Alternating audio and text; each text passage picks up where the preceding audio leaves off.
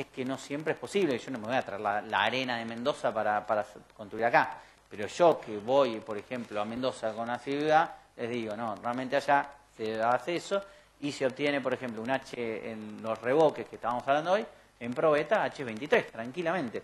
Y eso hace que tengan un revoque de mayor estabilidad, que aún con un clima como es el de allá, que tiene muchos más, digamos, diferencial térmico, día-noche, estación, y que tiene hasta sismo, en muchos de los casos no tiene ni una fisura, porque le ayuda el tema del árido. Bueno, y la relación cemento, bueno, esto en peso, 0,52. Aditivos, bueno, acá lo que buscamos siempre es un plastificante, fluidificante, que tenga, digamos, dos temas. Que sea, que reduzca, obviamente, la cantidad de agua necesaria para el amasado y que tenga, digamos, una capacidad de acelerante de endurecimiento, no de fragüe, porque si no sería incongruente con mi idea de generar de minimizar las contracciones de fragüe, porque tendría un montón de agua saliendo rápido. Y yo lo que quiero es, no quiero achicar ese plazo de exudación. Lo que quiero es achicar la cantidad de agua. Entonces, eso es lo que tiene. Bueno, el hidrófugo, lo que usted, o sea, generalmente el plastificante es el más usado, es el Sikacret. También hay uno de policemento, justamente. También, bueno, el hidrófugo es, pues, generalmente se usa el Sica 1, la cerecita. Cualquiera que no corroa armaduras es apto para ser usado. Según, digamos, las instrucciones del fabricante, en general esto lo que se hace es, se ponen tambores en el agua de amasado. En un tambor vamos a poner plastificante solo y en el otro vamos a poner plastificante hidrófugo. El que lleva hidrófugo solamente lo vamos a usar para la proyección de las paredes exterior del lado exterior, nada más. Y la fibra la que están viendo ahí, tiene un precio realmente muy chico. Estamos hablando de 130 pesos masiva por metro por kilo. Y más o menos, para tengan una idea, una casa de 100 metros estará utilizando 8 o 10 kilos. O sea, no mueve el amperímetro. Bueno, recomendaciones. Acá hay un par, pero bueno, la verdad que tenemos más. O sea, para la gente que le interese y después se quiera meter, tenemos, digamos, son 101 consejos. Ahí van a ver todas las cosas que uno necesita saber o le conviene saber. Desde el momento, digamos, de la elección de las aberturas, de las terminaciones, a, digamos, los espesores y todo lo que tiene inherente al sistema, ¿no? Sigamos. Bueno, acá están viendo, este es exactamente el proceso inverso, digamos, era lo que estamos viendo acá, ¿no? Los bulines, lo único tema, obviamente, también cuando usemos los bulines, que dejemos un hueco que se pueda llenar bien, ¿no? Y acá, lo contrario, que no han dejado mucho espacio libre, o sea, no es del todo correcto, pero que justamente es dejar las guías y dejar como los fajones esos, digamos. Bueno, acá frenamos un segundo. Frenamos un segundo. Bueno, esta es la guía, ahí vieron acá ya están viendo las instalaciones, y si vieron antes, estaban viendo, se veían los pelos de anclaje. Esta es la pala, si ven obviamente la pala lo que hace es, de una carretilla, se recoge esa pala, hay dos tipos de pala, hay una pala para pared y hay otra pala para cielo raso, que después se conecta en un compresor, que digamos vía impulso neumático, lo que hace es escupir ese mortero. O sea, básicamente estamos necesitando un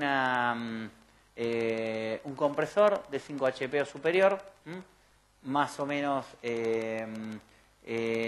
necesita una presión de 600 y después tiene y un caudal de 350 litros, básicamente por pala. Eso tiene... básicamente cualquier compresor de 5 HP, que generalmente son trifásicos, lo cumplimenta. Y las palas, les dije, hay de pared y hay de cielo raso. Si no, después vamos a ver, hay sistemas continuos.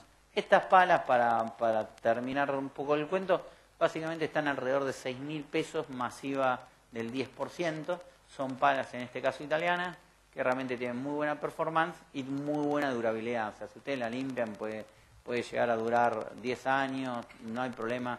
O sea, se amortizan en mucho tiempo. O sea, me refiero, o sea, al revés, se amortizan rápido, pero tienen una alta durabilidad.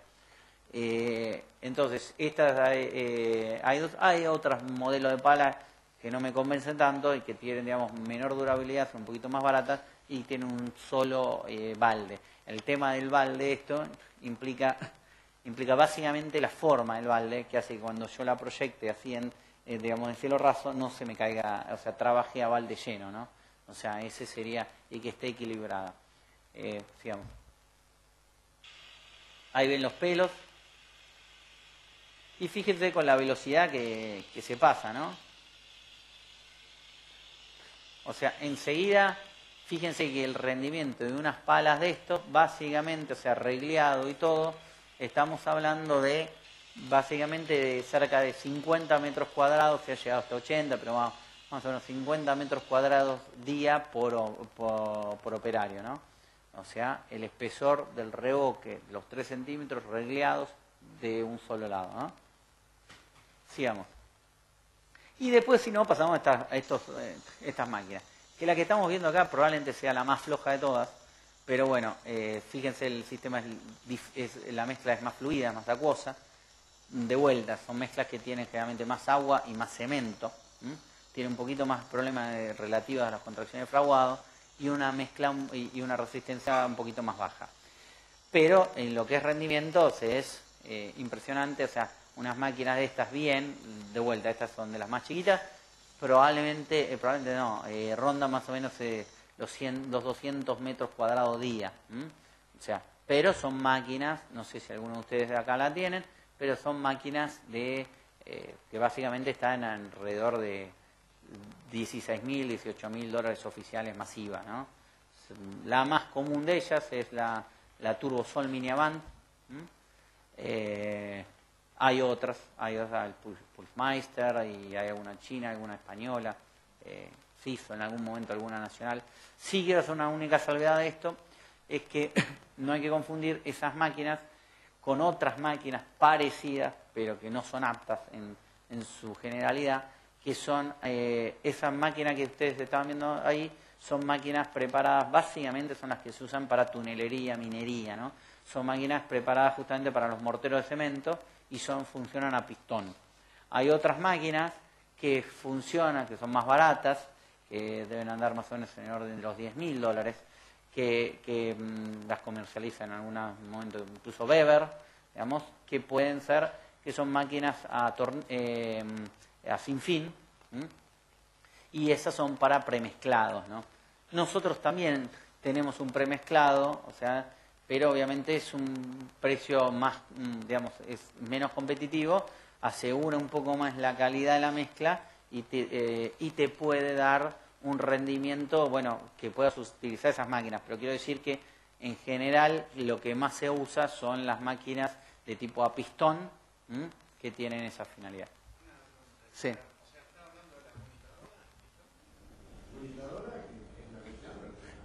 Sí, yo en realidad le digo unitadora a la que vimos en la palita, que se dice unitadora o hopper gun. El hopper gun. La otra yo le llamo revocadora continua. O sea, estas son, bueno, volvamos a... No, siga. Sí. Bueno, ahora estamos viendo respecto al apuntalamiento. El apuntalamiento de la luz, hay varias formas de hacerlo. A ver, hay gente que apuntala, hay gente que hace una proyección inferior para rigidizar, que es lo que estamos viendo acá, y luego, digamos, o sea, y apuntala básicamente a razón de 80 centímetros, digamos, siempre se apuntala transversal al sentido del panel. O sea, yo pongo el panel, siempre el sentido que trabaja el panel es el sentido de la onda, ¿no? Entonces siempre los puntales, en realidad las soleras, van transversales. Porque si no, si el panel no tuviese el cuerpo, el que estamos viendo acá, podría como bandonearse, ¿no? O sea, de hecho, pasó hace poco en una obra que pusieron los puntales exactamente al revés y se les arqueó un poquito. Entonces, Entonces, siempre se ponen transversales al armado, se ponen en separación más o menos a 80 centímetros, se le hace una contraflecha. La contraflecha, dependiendo del espesor del panel, básicamente son de 5 a 7 milímetros por metro de luz a salvar. Obviamente, y esto es un tema importante, por favor no usen, hay gente que se pone, cuando se descuida, te usan primero. Estos, por ejemplo, estas soleras son muy chiquitas. O sea, lo ideal son soleras, no digo de estas que serían lo óptimo, sino con más cuerpo. ¿Por qué? Para que no se hunda, porque si no genera cierto punzonamiento, ¿no? O sea, obviamente acá no pasa tanto porque como lo hicieron el proyectado inferior, el panel ya tiene cuerpo, entonces no se hunde mucho. Pero hay gente que te combina una situación así y, o sea, después lo vamos a ver un poco más, pero hay 3 formas. O sea, yo puedo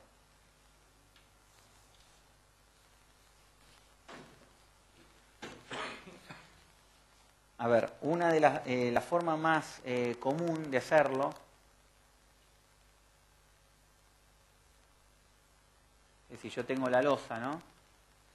Es agarrar y apuntalar primero, siguiendo el principio de contraflecha, ¿no? Siempre le damos un poco de contraflecha. Entonces, ¿qué hacemos? Apuntalamos. Esto básicamente, por ejemplo, cada 1,5 metros, supongamos, de vuelta, depende un poco del espesor del panel. Le damos la contraflecha y demás. Este generalmente va cerca de 60 centímetros, 80 centímetros. Y proyectamos, como están viendo ahí. Hacemos una primera capa para rigidizar el panel. ¿Por qué? Porque, y acá está el problema después del segundo método que vamos a ver. Porque si yo no lo rigidizo, muchas veces después la gente camina por encima, sobre todo cuando está colando el hormigón y sobre todo por ahí cuando escupe el hormigón, si es que compramos hormigón elaborado, de repente escupimos, no sé, en una zona un montón de hormigón que supera ampliamente los 5,5 centímetros que vamos a poner. Entonces por ahí se me puede formar en la cuenta, porque encima son 3 operarios más eso, tendría que estar muy bien apuntalado o tener mucho cuerpo el panel. Entonces, generalmente lo que se hace es esto, una vez que esto, digamos, que esto fraguó, o sea, ¿y por qué lo hacemos en 2 etapas? Para no hacer un enjambre de una losa, ¿no? Entonces, una vez que esto fraguó, para que yo mientras, no sé, trabaje en lo que tenga que trabajar, agarramos y hacemos la segunda tanda de puntales a la mitad, básicamente, ¿no? Y entonces ahí venimos, deprimimos esta parte como mostramos ahí y tiramos la compresión. Ahí esperamos los 10 días, 2 semanas, retiramos los puntales y después rellenaremos todo esto sin problema. Incluyendo, no hay problema en que me haya quedado una parte en blanco. Acuérdense que los hilos, digamos, trabajan de eso. Bueno, la segunda opción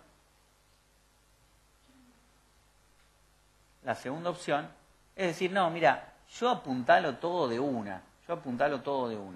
Entonces tiro todos los puntales acá de una, soleras y puntales, y bueno, y me cargo la compresión. ¿Cuál es el problema de este? Obviamente que por empezar, esta tabla tiene que tener bastante cuerpo, o sea, tiene que ser así larga. ¿Por qué? Porque un poquito se me va a deformar el panel. Si yo le llevo a poner un taco, por más rígido que sea así, va a tender a ser una deformación más grande. Entonces, esa es una. Segundo tema, es que justamente que tengo que estar, o sea, por ahí la separación tiene que ser incluso menor, porque el tema es que, ya les digo, puede venir la gente y pisoteármelo todo. O sea, si yo pongo tablas para colar, funciona a 10 puntos. ¿Y esto por qué puede servir? Y bueno, porque a veces las luces son accesibles, o sea, son luces, no sé, de 3 metros, y yo le tiro esto, entonces después retiro acá, y aunque ustedes no lo pueden creer, nada, con la capa de compresión ya estamos, retiramos, y después, no sé, puede ser que le haga una proyección para cubrir la malla de abajo, y después termino en Durlock, ponele. O sea, entonces no me dedico a arreglar, que por ahí es. Y después hay otras situaciones intermedias, que es lo que estamos viendo ahí, que podría ser, o sea, una, que estamos haciendo esto mismo que vemos acá, pero con muy pocos puntales, y sin muchas soleras, digamos, atravesadas, como para trabajar lo más libre posible. Y una última que no figura acá, que sería colgar de acá, hacer una cerchita, colgar con alambres atados hasta abajo acá, revocar de abajo, después cortar esto, apuntalar ahora sí, y después llenar esto. O sea, esas se las cuento así rápido porque no me gusta que la use, o sea, me refiero, yo la cuento como que existe, el día que ustedes la tengan que usar, me consultan y lo vemos en detalle. Bueno, entonces, y lo último, para que se entienda un poco el concepto de la losa, acuérdense que nosotros, o sea, el tabique ya tiene, digamos, un elemento que trabaja la tracción, que es la malla. Entonces a mí, por eso en la segunda opción que estábamos poniendo, a mí lo que me falta es la compresión, porque yo en realidad la zona traccionada ya la tengo. O sea, acá ya tengo para tomar la fibra más traccionada. Me falta, digamos, la fibra más comprimida. Entonces yo lo que le tengo que poner es los 5 centímetros y medio hasta 7 centímetros para obtener eso. Y es ahí lo que yo les decía, donde el conector cobra especial relevancia, porque eso obviamente es lo que vincula y que yo tomo como que efectivamente el elemento trabaja en manera, digamos, conjunta y que realmente trabaja así. Entonces, después lo vamos a ver estructuralmente, obviamente yo tomo como que hay una resultante de la zona comprimida y la resultante de la zona traccionada que irá por el hilo de acá, ¿no? Entonces, obviamente una de las cosas que va a variar siempre es el tipo de malla y el espesor, porque este espesor me va a agrandar el brazo de palanca y no me va a aportar sobrecarga. Entonces, obviamente, tiene cierta eficiencia en ese punto. Sigamos. Bueno, acá estamos viendo, ya estamos por terminar esta parte de la charla, acá estamos viendo quizás lo último que voy a graficar, que es lo siguiente. Acuérdense que yo siempre les decía que vertical le gana horizontal, ¿no? Bueno, acá, digamos, el tema es el siguiente.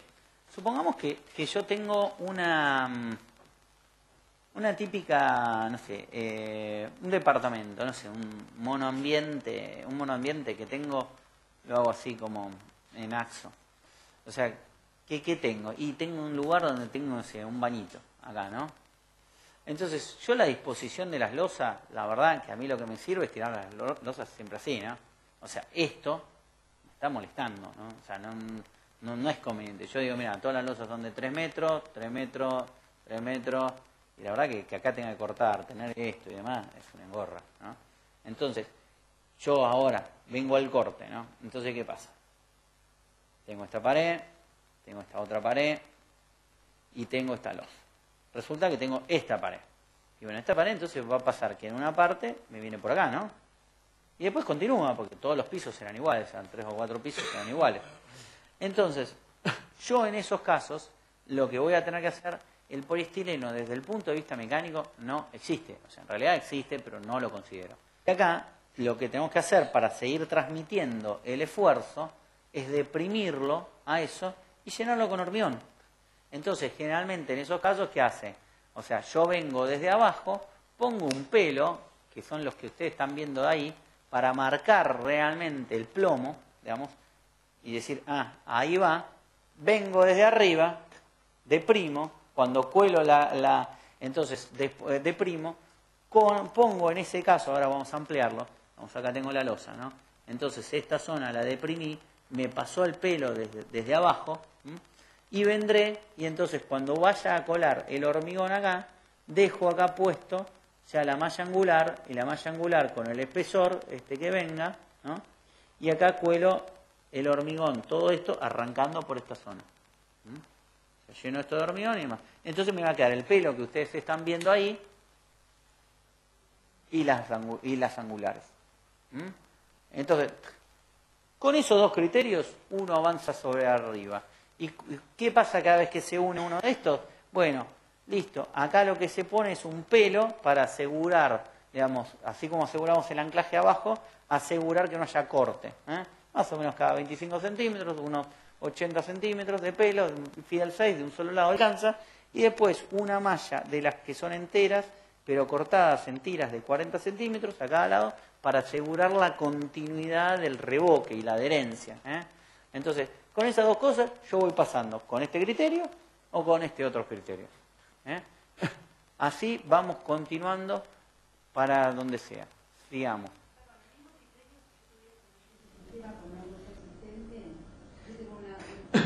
Después lo podemos hacer para la segunda parte, porque sí vamos a hablar de todo eso.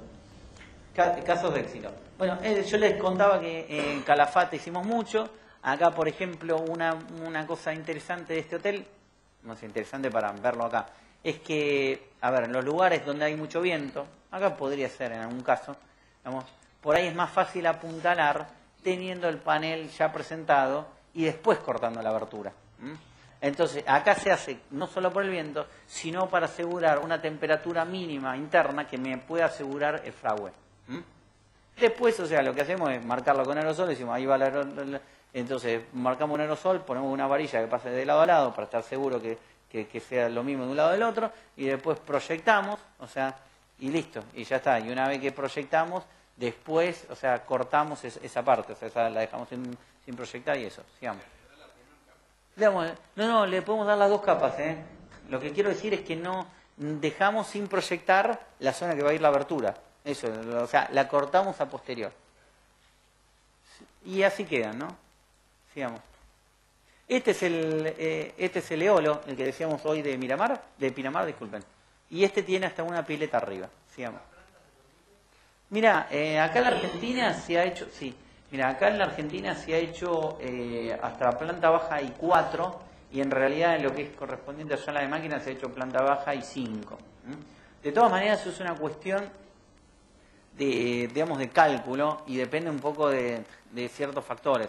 O sea, después vamos a ver un diagrama de interacción donde, a ver, vamos a entender que si bien obviamente, digamos, la resistencia, la compresión son de 60 toneladas, uno tiene que entrar en el diagrama también por el momento. Y el momento va a estar dado un poco por la geometría que tengamos del edificio y los vientos que tengamos. Pileta también. Sí. Este lo pueden visitar, Y fíjense, miren, acá se empieza a ver el otro que yo les mostré con que pasaba, que yo les dije que los que iban a hacer cambiaron el proyecto porque se entusiasmaron viendo esto y empezaron a construir este otro. Después les fue bien, construyeron el otro módulo. Y así estos se dedicaron a seguir haciendo otros hoteles, que les vuelvo a repetir, están en la página web portasol.com.ar. Son todos hoteles hechos con el sistema. Sigamos. Ahí en Pinamar, Valeria, de la misma gente, o sea, no es que es un... esta es la piletita, ¿no? Es una piletita sigamos. Siempre con el mismo... Bueno, en esos casos, obviamente, igual que todos los casos de esa índole, después se recubre con una de fibra de vidrio, ¿viste? Y se le pone arena, pero eso es lo mismo que es tradicional en esos casos. Esto es el Calafate, ¿no? También a otro hotel. Sigamos. Sigamos. Este es de vuelta de la misma gente de Pinamar, este es el MP3, este es un apart hotel. Sigamos. Este es en Ushuaia.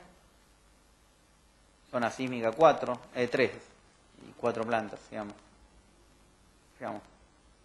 Esto también es el Edenia en el Calafate. Sigamos. Este también es muy interesante, este es en el Calafate también porque es el Museo del Hielo. Y fíjense, son planos inclinados, paredes, planos inclinados. Esto en tradicional es muy complicado hacer. Sigamos.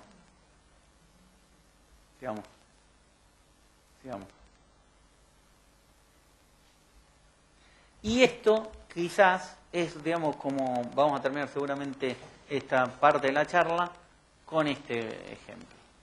Este quizás es el ejemplo que más, demuestra la forma en que trabaja el sistema. A ver, yo me podría quedar como que esta pared, digamos, y yo acuérdense que les dije que los tabiques no solo trabajan en la compresión, sino en la tracción, como que esta pared está trabajando como viga invertida. ¿Sería cierto? Sí, es cierto. ¿Podría decir que esta otra pared trabaja como viga invertida? También es cierto.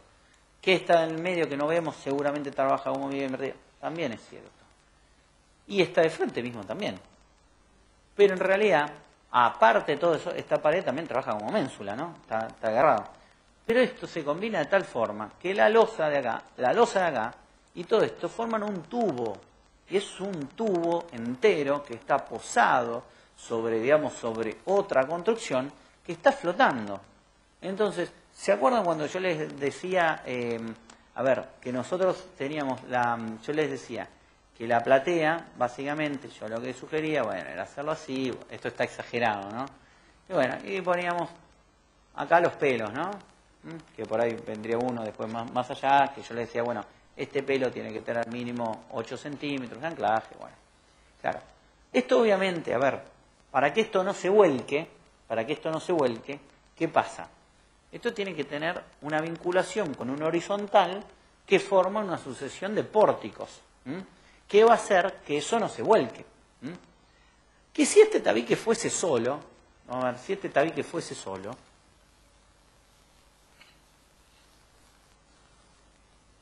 y esto fuese, digamos, una medianera, obviamente yo necesitaría, igual que en el tradicional, un elemento cada tanto que lo rigidice, llámese columna, ¿no? Cosa que se puede hacer, y esto es una situación que a veces pasa en galpones, cierre de galpones o otras cosas. Ahora, generalmente esto no es necesario. ¿Por qué? Porque generalmente lo que pasa es que yo tengo otra pared acá, paralela, o no exactamente paralela, que vinculado con un elemento horizontal, que puede ser obviamente el que mejor trabaja es mi panel, pero podría ser otro, que forma un pórtico, una sucesión de pórticos. Entonces ahí, dependiendo, y justamente cuando se hace el modelaje, digamos, se trata de determinar los lugares, digamos, que tienen más tensión.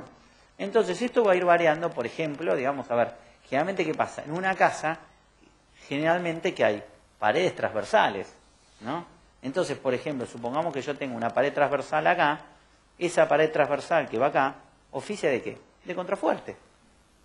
Entonces, si yo no tuviese esta pared, por ejemplo, de contrafuerte, la zona más solicitada de esta pared, ¿cuál sería?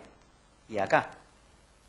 Ahora, si yo le pongo esta pared que hace contrafuerte, estará por acá, la zona más tracción, ¿no? Entonces, y todo eso va a depender también del espesor del panel, ¿no? O sea, todo eso es lo que hace. Y volviendo al ejemplo que estábamos viendo ahí,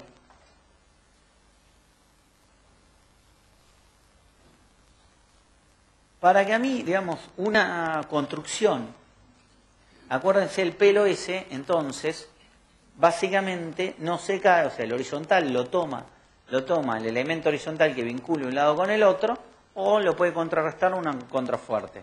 Y lo que es el peso, digamos, y descalzarse no se va a descalzar, porque obviamente ya tiene un peso propio que lo tira para abajo. Y con 8 centímetros ya está totalmente probado que no va a haber ni siquiera un sismo que lo va a poder levantar. Igual estamos ensayando más al respecto de eso. Pero quédense absolutamente tranquilos. Ahora, si yo quisiese que esta pared me colaborase, por ejemplo, con la fundación para tener menos, lo que sí tendría que hacer, entonces, que en vez de este pelo, esto estuviese enganchado desde abajo de lo que sea la losa. O sea, supongamos que acá estuviese la platea, que estuviese enganchado desde acá, cosa que la agarrara desde abajo, la succionara, y entonces quedase así. Entonces, en ese caso, por ejemplo, eso sería lo mismo a que si yo, supongamos que hice esta casa, ¿no? Esta casita fácil, así nomás, ¿no? Y le hice como anclaje, digamos, o sea, tenía acá la platea, y agarré, y al muro en vez de ponerle el pernito ¿qué hice? Le puse unos ganchos así, de un lado al otro, ¿no? Entonces, si yo hubiese hecho esto así, en esta casa, y el día de mañana, por ejemplo, esta casa, digamos, me cede el terreno, digamos, hay un deslave y quedaría como eso.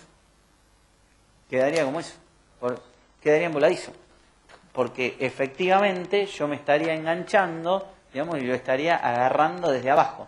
Entonces el concepto de lo que están viendo acá es el potencial al que se llega, porque realmente, digamos, la inercia que se genera ahí no es ni por, digamos, por un elemento singular, es por la forma misma.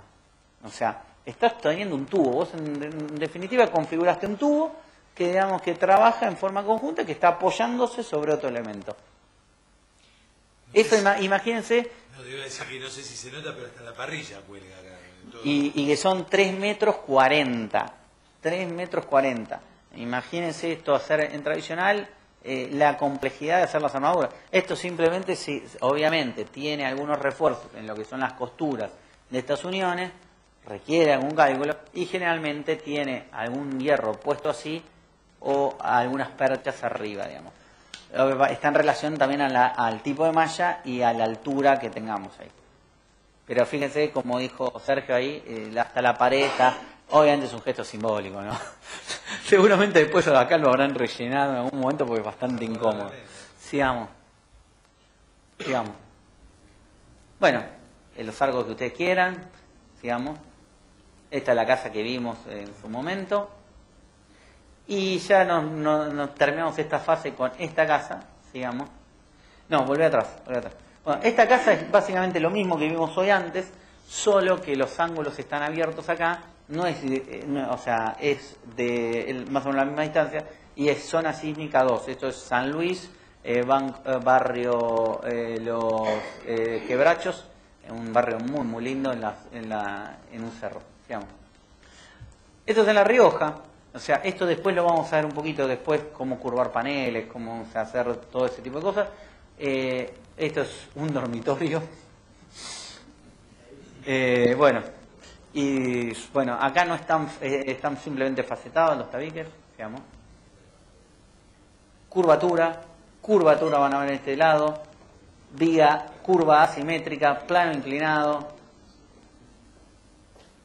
Sigamos.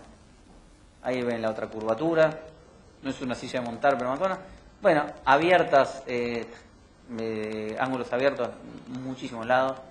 Entonces en Córdoba, por ejemplo. Digamos. Bueno, terminaciones pues se pueden hacer con los techos que cada uno tenga ganas. Digamos.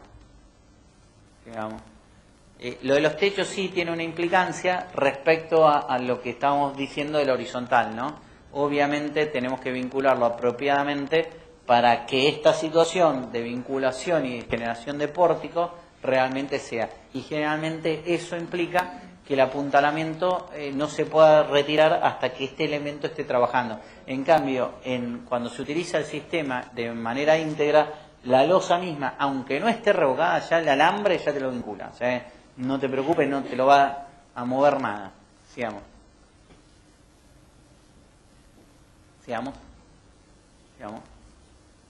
Bueno, sigamos.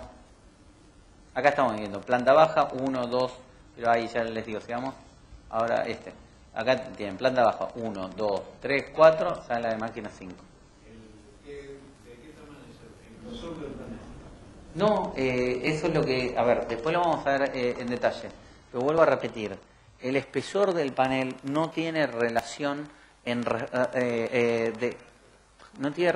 tiene una relación, pero a ver, no tiene relación en cuanto a la resistencia a la compresión, que sería, digamos, lo mayor que uno tiene ahí implicancia.